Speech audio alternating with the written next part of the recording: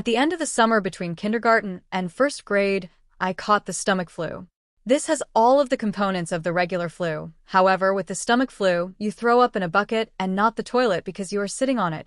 The sickness gets purged from both ends. This lasted for about 10 days, but just before it had passed, the sickness was granted an extension in the form of pink eye. My eyelids were so fused together by the dried mucus generated during the night that the first day I awoke with the infection, I thought I had gone blind. When I started first grade, I had a kink in my neck from 10 days of bed rest and 2 swollen, bloodshot eyes. Josh was in another group and didn't have my lunch, so in a cafeteria bursting with 200 kids, I still had a table to myself. I started keeping spare food in my backpack that I would take into the bathroom to eat after lunch, since my school meals were usually confiscated by older kids who knew I wouldn't stand up to them since no one would stand with me. This dynamic persisted even after my condition cleared up, since no one wants to be friends with the kid who gets bullied, lest they have some of that aggression directed toward themselves. The only reason this stopped was due to the actions of a kid named Alex. Alex was in the 3rd grade and was bigger than most of the other kids in any grade. Around the 3rd week of school, he started sitting with me at lunch, and this put an immediate end to the shortage of my food supply. He was nice enough, but he seemed kind of slow. We never really talked at length except for when I finally decided to ask why he had been sitting with me. He had a crush on Josh's sister, Veronica. Veronica was in 4th grade and was probably the prettiest girl in the school. Even as a 6-year-old who fully endorsed the notion that girls were disgusting, I still knew how pretty Veronica was. When she was in 3rd grade, Josh told me, 2 boys had actually gotten into a physical fight which erupted out of an argument concerning the significance of the messages she had written in their yearbooks. One of the boys eventually hit the other in the forehead with the corner of the yearbook, and the wound required stitches to close. While not one of those 2 boys, Alex wanted her to like him and confessed that he knew Josh and I were best friends. I gathered that he had hoped that I would convey his ostensibly philanthropic deed to Veronica and that she would presumably be so moved by his selflessness that she'd take an interest in him. If I told her he would continue to sit with me for as long as I needed him to. Because this was during the time when Josh mostly stayed at my house building the raft and navigating tributary with me, I didn't have the chance to bring it up to Veronica because I simply didn't see her. I told Josh about it and he made fun of Alex, but said that he would tell his sister since I wanted him to. I doubted that he would. Josh was annoyed that people seemed to be so taken with his sister. I remember him calling her an ugly crow. I never said anything to Josh, but I remember wanting to say, even then, that she was pretty and would one day be beautiful. I was right.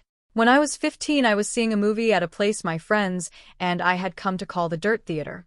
It was probably nice at some point, but time and neglect had weathered the place severely. This theater had movable tables and chairs on a level floor, so when the theater was full there were very few places you could sit and see the whole screen. The theater was still open, I imagine, for 3 reasons. 1, it was cheap to see a movie there. 2, they showed a different cult movie twice a month at midnight. And 3, they sold beer to underage kids during the midnight showings.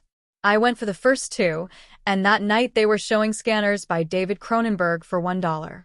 My friends and I were sitting in the very back. I wanted to sit closer to the front for a better view, but Ryan had driven us, so I relented. A couple minutes before the movie started, a group of girls walked in. They were all pretty attractive, but whatever beauty they might have had was eclipsed by the girl with the dirty blonde hair, even though I had only caught a glimpse of her profile. As she turned to move her seat, I caught a full view of her face, which gave me the feeling of butterflies in my stomach. It was Veronica. I hadn't seen her in a long time. Josh and I saw progressively less of one another after we snuck out to my old house that night when we were 10, and usually when I'd visit him, she'd be out with friends. While everyone stared at the screen, I stared at Veronica, only looking away when the feeling that I was being a creep overcame me, but that feeling would quickly subside and my eyes would return to her. She really was beautiful, just like I had thought she'd be when I was a kid. When the credits started to roll, my friends got up and left. There was only one exit, and they didn't want to be trapped waiting for the crowd to clear. I lingered in hopes of catching Veronica's attention. As she and her friends walked by, I took a chance. "Hey, Veronica." She turned toward me, looking a little startled. "Yeah." I got out of my seat and stepped a little into the light coming in through the open door. "It's me." Josh's old friend from way back. How have you been? Oh my God. Hey. It's been so long, she motioned to her friends that she'd be out in a second. Yeah, a few years at least. Not since the last time I stayed over with Josh. How is he anyway? Oh, that's right. I remember all you guys' games. Do you still play Ninja Turtles with your friends? She laughed a little, and I blushed. No, I'm not a kid anymore. Me and my friends play X-Men now. I was really hoping she'd laugh. She did. Haha, you're cute. Do you come to these movies every time? I was still reeling from what she said. Does she really think I'm cute? Did she just mean I was funny? Does she think I'm attractive? I suddenly realized that she had asked me a question, and my mind grasped for what it was. Yeah, I said much too loudly. Yeah, I try to anyway. What about you? I come every now and then. My boyfriend didn't like these movies, but we just broke up, so I plan on coming from now on. I was trying to be casual, but failed. Oh, well, that's cool. Not that you guys broke up. I just meant that you'd be able to come more often. She laughed again. I tried to recover. So are you coming the week after next? They're supposed to show Day of the Dead. It's really cool. Yeah, I'll be here. She smiled, and I was about to suggest that maybe we could sit together when she quickly closed the space between us and hugged me. It was really good to see you, she said with her arms around me. I was trying to think of what to say when I realized the biggest problem was that I had forgotten how to talk. Luckily, Ryan, who I could hear approaching from the hallway, came in and spoke for me. Dude, you know the movie's over, right? Let's get the fuck out of. OHHHYAHHH. Veronica let go and said that she'd see me next time. She was played out of the room by the porn music Ryan was making with his mouth. I was furious, but it dissipated as soon as I heard Veronica laughing in the lobby. Day of the Dead couldn't come soon enough. Ryan's family was going out of town, so he wouldn't be able to drive us, and the other friends I was with that night didn't have cars. A couple of days before the movie, I asked my mom if she could take me. She responded almost immediately by denying my request, but I persisted and she picked up on the desperation in my voice. She asked why I wanted to go so badly, since I had seen the movie before, and I hesitated before saying that I was hoping to see a girl there. She smiled and asked playfully if she knew the girl, and I reluctantly told her it was Veronica. The smile disappeared from her face, and she coldly said no. I decided that I would call Veronica to see if she could pick me up. I had no idea if she still lived at home, but it was worth a try. But then I realized that Josh might answer. I hadn't talked to him in almost 3 years, and if he answered, I obviously couldn't ask to talk to his sister. I felt guilty for calling to speak with Veronica and not Josh, but I dismissed that feeling quickly. Josh hadn't called me in years either. I picked up the phone and dialed the number that was still embedded in my muscle memory from having dialed it so often all those years ago. It rang several times before someone picked up. It wasn't Josh. I felt a mixture of both relief and disappointment. I realized in that second that I really missed Josh. I would call after this weekend and talk to him, but this was my only chance to see if Veronica could or would take me, so I asked for her. The person told me I had dialed the wrong number. I repeated the number back to her, and she confirmed. She said they must have changed their number, and I agreed. I apologized for the disturbance and hung up. I was suddenly intensely sad because now I couldn't contact Josh even if I wanted to. I felt terrible for having been afraid that he might answer the phone. He had been my very best friend. I realized that the only way I could be put back in touch with him would be through Veronica, so now, not that I needed one, I had another reason to see her. I told my mom the day before the movie that I was no longer concerned with going, but was hoping she could drop me off at my friend Chris' house. She relented and dropped me off that Saturday a couple of hours before the movie. My plan was to walk from his house to the theater, since he only lived about a half-mile away. They went to church early on Sundays, so his parents would go to sleep early Saturday night, and Chris was fine with not coming with me since he had planned on chatting with this girl he met online. He said that the walk back to his house would be even lonelier after she laughed in my face when I tried to kiss her, and I told him not to electrocute himself when he tried to have sex with his computer. I left his house at 11:15. I tried to pace myself, so I'd get there just a little before the movie. I was going by myself, and so I didn't want to just hang around there waiting.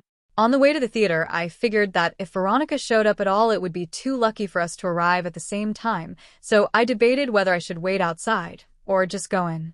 Both had their pros and cons. As I was grappling with these concerns, I noticed that the steady stream of streaking car lights that had been overtaking me had been replaced by a single, constant spotlight that refused to pass. The road wasn't illuminated by streetlights, so I was walking in the grass with the road about 2 feet to my left. I stepped a little more to my right and craned my neck over my left shoulder to see what was behind me. A car had stopped about 10 feet behind me. All I could see were the violently bright headlights that were cutting through the otherwise Stygian surroundings. I thought that it might be one of Chris' parents. Maybe they had come to check in on us and seen that I was gone. It wouldn't have taken much pressing for Chris to confess. I took one step toward the car, and it broke its pause and started driving toward me at a slow pace. It passed me, and I saw that it wasn't Chris' parents' car, or any car that I recognized for that matter.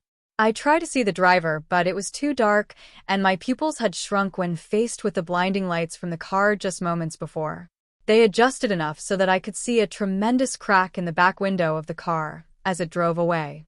I didn't think much of the whole affair. Some people find it fun to scare other people. I'd often hide around corners and jump out at my mom, after all. I timed it right and got there about 10 minutes before the movie. I had decided to wait outside until around 11:57, since that would give me time to find her inside, if she was already seated. As I was considering the possibility that she might not show, I saw her. She was alone, and she was beautiful. I waved to her and walked to close the distance. She smiled and asked if my friends were already inside. I said that they weren't and realized that this must seem like I was trying to make this a date. She didn't seem bothered by that, nor was she bothered when I handed her the ticket I had already bought. She looked at me quizzically, and I said, "Don't worry, I'm rich." She laughed, and we went inside. I bought us 1 popcorn and 2 drinks and spent most of the movie debating whether or not I should time reaching my hand into the popcorn bag when she reached in so they would touch. She seemed to enjoy the movie, and before I knew it, it was over. We didn't linger in the theater, and because this was a midnight show, we couldn't loiter in the lobby, so we walked outside. The parking lot of the theater was big because it connected with a mall that had gone out of business. Not wanting the night to be over just yet, I continued the conversation while causally walking toward the old mall. As we were about to round the corner and leave the theater out of sight, I looked back and saw that her car wasn't the only one left in the parking lot. The other one had a large crack in the back window. My immediate uneasiness turned to understanding. That makes a lot of sense. The driver of that car works here and must have figured I was on my way to the movie. Injecting real horror into the life of a horror fan seemed like an obvious move. We walked around the mall and talked about the movie. I told her that I thought Day of the Dead was better than Dawn of the Dead, but she refused to agree. I told her of when I called her old number and about my dilemma about who would answer the phone. She didn't find it as funny as I now did, but she took my phone and put her number in it. She commented that it might be the worst cell phone she'd ever seen. Her evaluation wasn't rescinded when I told her I couldn't even receive pictures on it. I called her so she'd have my number, and she programmed it in. She told me that she was graduating, but she hadn't done well in school so far that year, so she wasn't sure if she'd even get into college. I told her to attach a picture of herself to the application, and they'd pay her to go there just so they could look at her. She didn't laugh at that one, and I thought she might be offended. She might have thought I was implying that she couldn't get in based on her intelligence. I nervously glanced at her, and she was just smiling, and even in this poor light, I could see that she was blushing. I wanted to hold her hand, but I didn't. As we walked down the final side of the mall back toward the theater, I asked her about Josh. She told me she didn't want to talk about it.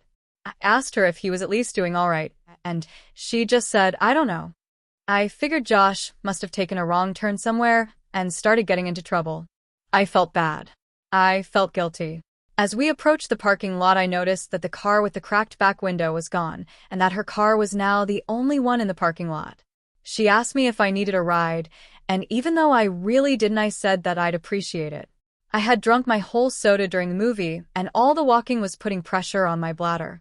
I knew that I could wait until I was back at Chris, but I had decided that I was going to try to kiss her when she dropped me off, and I didn't want this biological nagging to rush me out of the car. This would be my first kiss. I could think of no ruse to conceal what I needed to do. The theater had long closed, so I only had one option.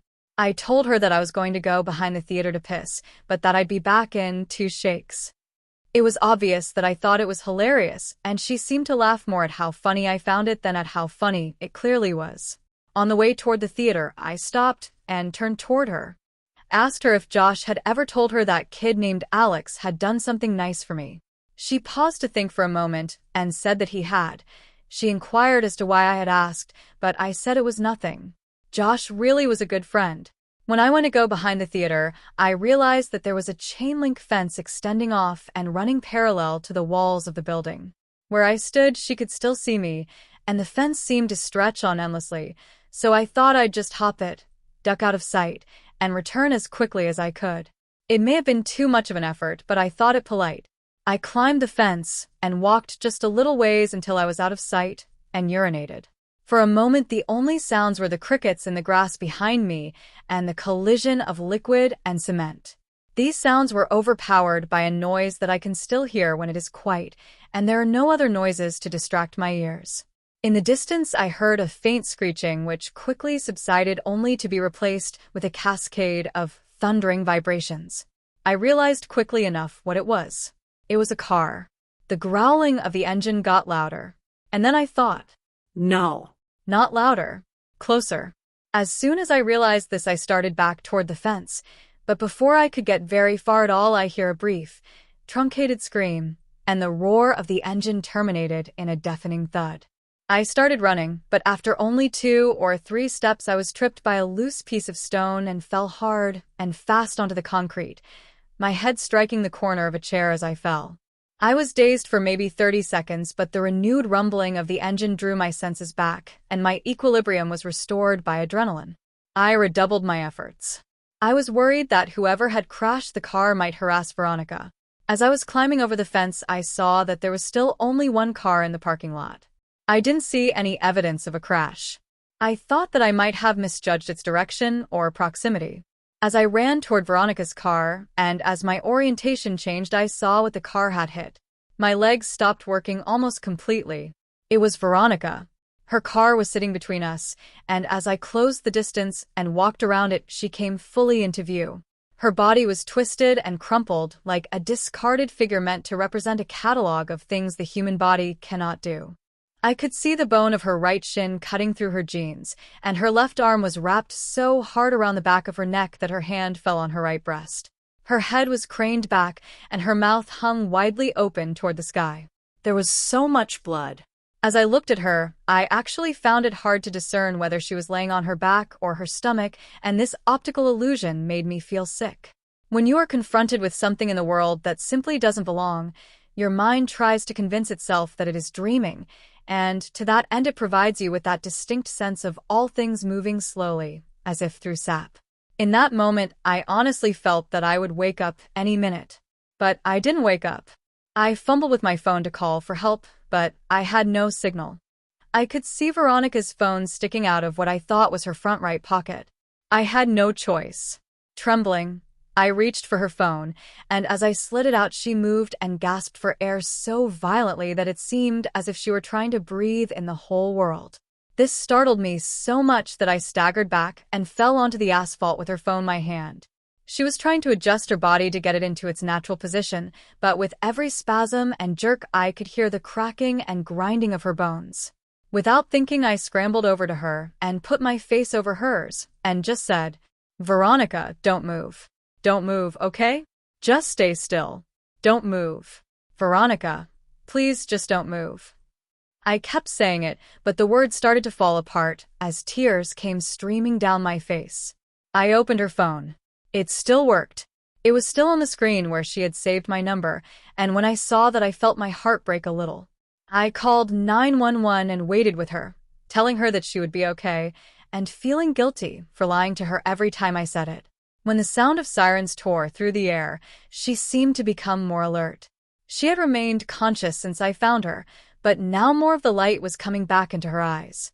Her brain was still protecting her from pain, though it looked as if it was finally allowing her to become aware that something was terribly wrong with her. Her eyes rolled over to mine, and her lips moved. She was struggling, but I heard her. Ha, hi, picture. My picture, he took it. I didn't understand what she meant, so I said the only thing I could. I'm so sorry, Veronica. I rode with her in the ambulance where she finally lost consciousness. I waited in a room that they had reserved for her. I still had her phone, so I put it with her purse and I called my mom from the hospital phone. It was about 4 a.m. I told her that I was fine, but that Veronica was not. She cursed at me and said she'd be right there, but I told her I wasn't leaving until Veronica was out of surgery. She said she'd come anyway. My mom and I didn't speak that much. I told her I was sorry for lying, and she said that we'd talk about that later. I think that had we talked more in that room, if I had just told her about boxes or the night with the raft, if she had just told me more of what she knew, I think that things would have changed. But we sat there in silence. She told me that she loved me and that I could call her whenever I wanted her to come get me. As my mom was leaving, Veronica's parents rushed in. Her dad and my mom exchanged a few words that appeared to be quite serious, while Veronica's mother talked to the person at the desk. Her mother was a nurse, but didn't work at this hospital. I'm sure that she had tried to get Veronica transferred, but her condition was prohibitive. While we waited, the police came in and talked to each of us. I told them what happened, they made some notes, and then they left. She came out of surgery and 90% of her body was covered in a thick, white cast. Her right arm was free, but the rest of her was bound like a cocoon. She was still under, but I remembered how I felt when I had my cast before kindergarten. I asked a nurse for a marker, but I couldn't think of anything to write. I slept in a chair in the corner and went home the next day. I came back every afternoon for several days. At some point, they had moved another patient into a room and set up a screen around Veronica's bed to act as a partition. She didn't seem to be feeling better, but she made more moments of lucidity. But even during these periods, we wouldn't really talk. Her jaw had been broken by the car, so the doctors had wired it shut. I sat with her for a while, but there was nothing much I could say. I got up and walked over to her. I kissed her on the forehead, and she whispered through her clenched teeth, "Josh." This surprised me a little, but I looked at her and said, "Has he not come to see you?" No. I found myself really irritated. Even if Josh had been getting into trouble, he should still come see his sister, I thought. I was about to express this when she said, "No. Josh. He ran away. I should have told you." I felt my blood turn to ice. When? When did this happen? When he was 13. Did he leave a note or something? On his pillow. She started crying and I followed her, but I think now we were crying for different reasons even if I didn't realize it. At this point, there were a lot of things I still didn't remember about my childhood, and there were a lot of connections I hadn't yet made. I told her I had to go, but that she could text me anytime. I got a text from her the next day telling me not to come back. I asked why, and she said she didn't want me to see her like that again. I agreed begrudgingly. We texted each other every day, though I kept this from my mom because I knew that she didn't like me talking to Veronica. Usually her texts were fairly short and mostly only in response to more lengthy texts that I would send her. I tried calling her only once. I was sure she was screening her calls, but hoped I could hear her voice. She picked up but didn't say anything. I could hear how labored her breathing was. About a week after she told me not to come see her anymore, she sent me a text that simply read, "I love you." I was filled with so many different emotions, but I responded by expressing the most prevalent one. I replied, "I love you too." She said that she wanted to be with me and that she couldn't wait until she could see me again. She told me that she had been released and was convalescing at her house. These exchanges carried on for several weeks, but every time I asked to come see her, she would say soon. I kept insisting, and the following week she said that she thought she might be able to make it to the next midnight movie. I couldn't believe it, but she insisted that she would try. I got a text from her the afternoon of the movie saying, "See you tonight." I got Ryan to drive me since Chris' parents had found out what had happened and said I wasn't welcome at their house anymore. I explained to Ryan that she might be in bad shape, but that I really cared about her, so to give us some space. He accepted that, and we headed down there. Veronica didn't show. I had saved a seat for her right next to me near the exit, so she could get in and out easily. But 10 minutes into the movie, a man slid into the chair. I whispered, "Excuse me, this seat is taken." But he didn't respond at all. He just stared ahead at the screen. I remember wanting to move because there was something wrong with the way he was breathing. I forfeited because I realized that she wasn't coming. I texted her the next day asking if she was all right, and I inquired as to why she didn't show the previous night. She responded with what would turn out to be the last message I'd received from her. She simply said, "See you again soon." She was delirious, and I was worried about her. I sent her several replies reminding her about the movie and saying it was no big deal, but she just stopped replying. I grew increasingly upset over the next several days. I couldn't reach her at her home because I didn't know that number, and I wasn't even sure where they lived. My mood became increasingly depressed, and my mother, who had been really nice as of late, asked me if I was okay. I told her that I hadn't heard from Veronica in days, and I felt all the warmth leave her disposition. "What do you mean?" "She was supposed to meet me at the movies yesterday. I know it's only been like 3 weeks since she got hit, but she said she would try to come, and after that she just stopped talking to me altogether. She must hate me." She looked confused, and I could read on her face that she was trying to tell if my mind had simply broken. When she saw that it hadn't, her eyes began to water, and she pulled me toward her, embracing me. She was beginning to sob, but it seemed too intense a reaction to my problem, and I had no reason to think that she particularly cared for Veronica. She drew in a shuddering breath and then said something that still makes nauseous. "Even now," she said, "Veronica's dead, sweetheart." "Oh God, I thought you knew. She died on the last day you visited her." "Oh baby, she died weeks ago." She had completely broken down, but I knew it wasn't because of Veronica. I broke the embrace and staggered backwards. My mind was swimming. This wasn't possible. I had just exchanged messages with her yesterday. I could only think to ask one question, and it was probably the most trivial I could ask. Then why was her phone still on? She continued sobbing. She didn't answer. I exploded. Why did it take them so long to shut off her goddamned phone? Her crying broke enough to mutter, "The pictures." I would come to find out that her parents thought that her phone had been lost in the accident, despite the fact that I had put it in her purse the night she was brought to the hospital. When they retrieved her belongings, the phone was not among them. They intended to contact the phone company at the end of the billing cycle to deactivate the line, but they received a call informing them of a massive impending charge for hundreds of pictures that had been sent from her phone. Pictures. Pictures that were all sent to my phone. Pictures that I never got because my phone couldn't receive them. They learned that they were all sent after the night she died. They deactivated the phone immediately. I try not to think about the contents of those pictures, but I remember wondering for some reason whether I would have been in any of them. My mouth went dry, and I felt the painful sting of despair as I thought of the last message I received from her phone. "See you again Soon."